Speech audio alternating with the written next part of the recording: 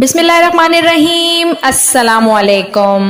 کہتے ہیں محمود غزنوی کا دور تھا، ایک شخص کی طبیعت ناساز ہوئی تو طبیب کے پاس گیا اور کہا کہ مجھے دوائی بنا کے دو۔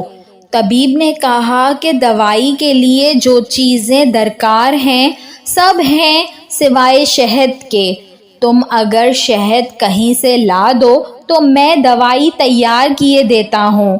اتفاق سے موسم شہد کا نہیں تھا، اس شخص نے حکیم سے ایک ڈبہ لیا اور چلا گیا۔ لوگوں کے دروازے کھٹکھٹانے لگا مگر ہر جگہ مایوسی ہوئی۔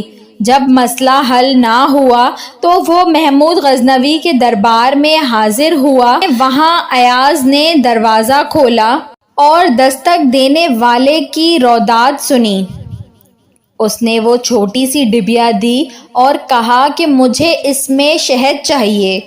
ایاز نے کہا آپ تشریف رکھیے، میں بادشاہ سے پوچھ کے بتاتا ہوں۔ ایاز وہ ڈبیا لے کر بادشاہ کے سامنے حاضر ہوا اور عرض کی کہ بادشاہ سلامت، ایک سائل کو شہد کی ضرورت ہے۔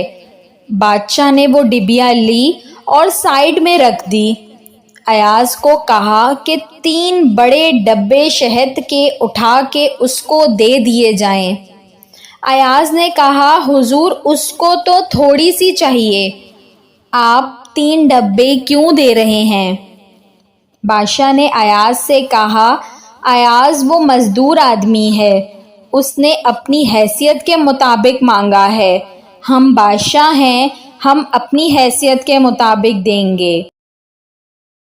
مولانا روم فرماتے ہیں آپ اللہ پاک سے اپنی حیثیت کے مطابق مانگیں، وہ اپنی شان کے مطابق عطا کرے گا، شرط یہ ہے کہ مانگے تو صحیح۔ ویڈیو پسند آئی ہو تو اس کو ضرور لائک کریے گا، اور ایسی مزید اچھی ویڈیوز دیکھنے کے لیے میرے چینل اردو کہانی گھر کو سبسکرائب کر لیجئے۔ Thanks for watching. اللہ حافظ۔